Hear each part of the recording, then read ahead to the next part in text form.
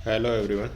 किसी भी आईपीओ में 100% अलॉटमेंट पाने के लिए आपको कुछ कुछ स्टेप है जो आप फॉलो कर सकते हैं। हालांकि ये 100% श्योर नहीं होता किसी भी आईपीओ में कि आपको अलॉटमेंट मिल जाएगा, लेकिन आप जो मैं बता रहा हूँ ये सारे स्टेप फॉलो करते हैं तो आपके चांसेस हायर हो जाएंगे कि आपको अलॉटमेंट बहुत हद तक मिल ही जाएगा। क्योंकि मैं इसी की तरह अप्लाई करके इस मंथ में और पहले भी बहुत सारे आईपीओ में अलॉटमेंट ले चुका हूँ, तो आप भी ये ट्राई कर सकते हैं। और मेरे चैनल में देख भी सकते हैं कि मेरे को इस महीने और पिछले महीने लगभग सभी आईपीओ अलॉट हुए हैं, एक आध दो को छोड़कर।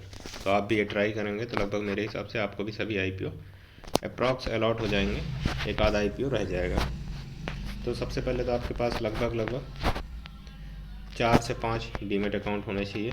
डीमेट अकाउंट से मतलब है कि 4 से 5 पैन कार्ड से डीमेट अकाउंट, मतलब डिफरेंट व्यक्ति के, अलग अलग व्यक्ति के 4-5 डीमेट अकाउंट होने चाहिए। मिनिमम 4-5 होने ही चाहिए, इससे कम है तो आपके अलॉटमेंट बहुत कम हो जाएंगे। और ये 4-5 डीमेट अकाउंट से आप किस तरह सप्लाई करेंगे उसका भी एक स्टेप है जो आप फॉलो कर सकते हैं, जो मैं फॉलो करता हूँ। पहले दिन 10 बजे से 10:30 के बीच में आपको दो दो अकाउंट सप्लाई करना है। और दो अकाउंट सप्लाई करने के बाद आपको क्या करना है कि दो अकाउंट सप्लाई करना है और दो अकाउंट नेट बैंकिंग के माध्यम से अप्लाई करना है, ताकि वो बेहतर तरीके से आपको रिजल्ट मतलब अलॉटमेंट के चांसेस आपके बढ़ सकें। इसके बाद सेकंड डे में आपको एक सिंगल अकाउंट से अप्लाई करना है, और वो सिंगल अकाउंट से आप किसी भी टाइम पे भी अप्लाई कर सकते हैं, ऐसा कोई निश्चित नहीं है किसी टाइम पे करें। लेकिन थर्ड डे आप 10 से 11 के बीच में जो दो अकाउंट एक अकाउंट आपके पास बचता है उससे एकदम 10 से 11 के बीच में ही अप्लाई करना है, ताकि आपके यूपीआई से आप कर रहे हैं या किसी भी चीज़ से कर रहे हैं तो उसका मैंडेट सही टाइम पे आ जाए और आपका अप्लाई हो जाए, मतलब अप्लीकेशन सक्सेसफुल हो जाए। तो ये है, किसी भी 4 या 5 आपके पास डीमेट अकाउंट है तो प्रोसेस वाइज आप इनको अप्लाई कर सकते हैं। कई लोग कहते हैं कि अभी पहले दिन करो सेकंड दिन करो एक साथ करो, अलॉटमेंट के चांसेस वैसे ही रहते हैं, लेकिन ऐसा नहीं है। मैंने ट्राई किया है तो मुझे इसका काफ़ी फ़ायदा मिला है। इसके अलावा क्या है कि जब आप अकाउंट चुने तो डिफरेंट पैन कार्ड से चुने, और डिफरेंट पैन कार्ड में क्या है आप यूनिक यूनिक नेम्स चूज करें। खासकर मैंने ये चीज़ एनालिसिस किया है कि जितने भी जो आईपीओ मैनेजर होते हैं वो अलग अलग तरीके से उनका अलॉटमेंट मैंने कई बार नोटिस किया है।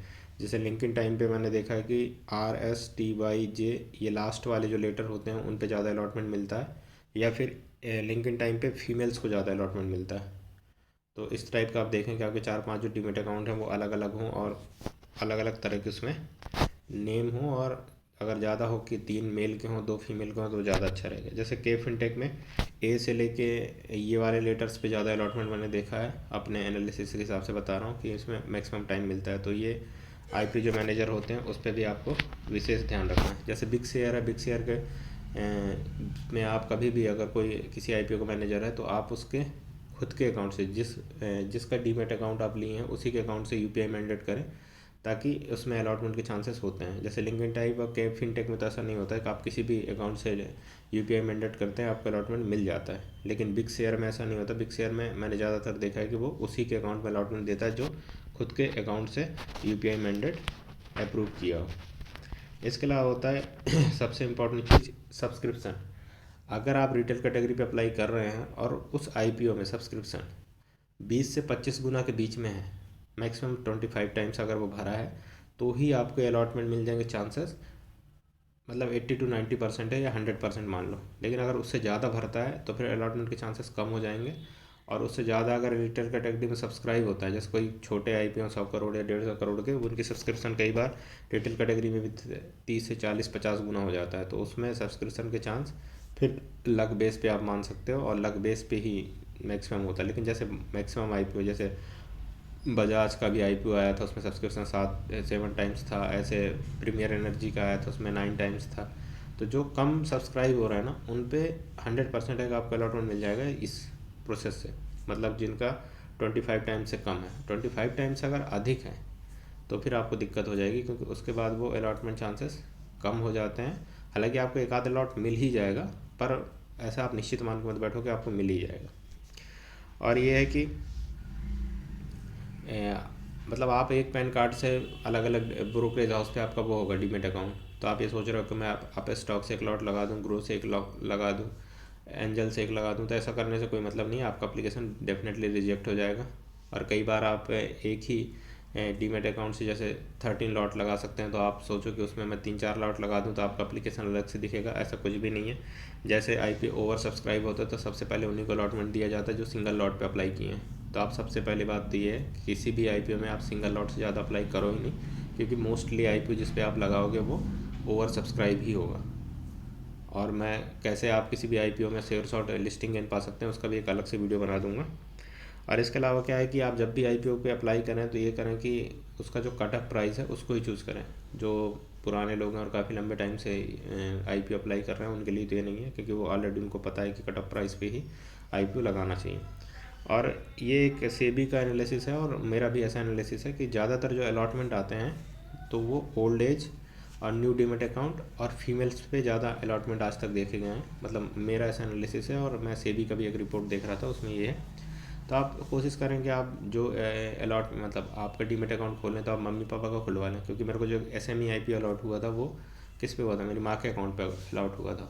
तो इस तरह से आप देख सकते हैं कि किस तरह से आप इन सारे स्टेप्स को, जैसे 7-8 स्टेप हैं, इनको फॉलो करते हैं तो डेफिनेटली आपको अलॉटमेंट के चांसेस बढ़ जाएंगे। और आपका अलॉटमेंट मेरे हिसाब से तो 90% 100% हर बार आपको अलॉटमेंट मिल जाएगा।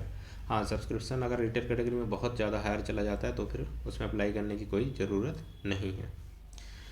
तो यही था सारा। अगर इस प्रोसेस को आप फॉलो करके देखते हैं तो आपको 100% मेरे हिसाब से अलॉटमेंट मिल जाना चाहिए, क्योंकि मैं हर बार इसी प्रोसेस में जाता हूँ और एक लॉट लगभग मुझे मिल ही जाता है। बजाज में तो मुझे 3 लॉट मिल गए थे, ऐसे मुझे प्रीमियर एनर्जी में 2 लॉट मिल गए थे। तो है मतलब जो कम सब्सक्राइब होंगे उनमें लगभग अलॉटमेंट मिल जाता है। जैसे गाला प्रिसीजन 80 टाइम्स रिटेल कैटेगरी में सब्सक्राइब हुआ था, लेकिन मैं इसी प्रोसेस से अप्लाई किया था तो एक लॉट मुझे मिल गया था।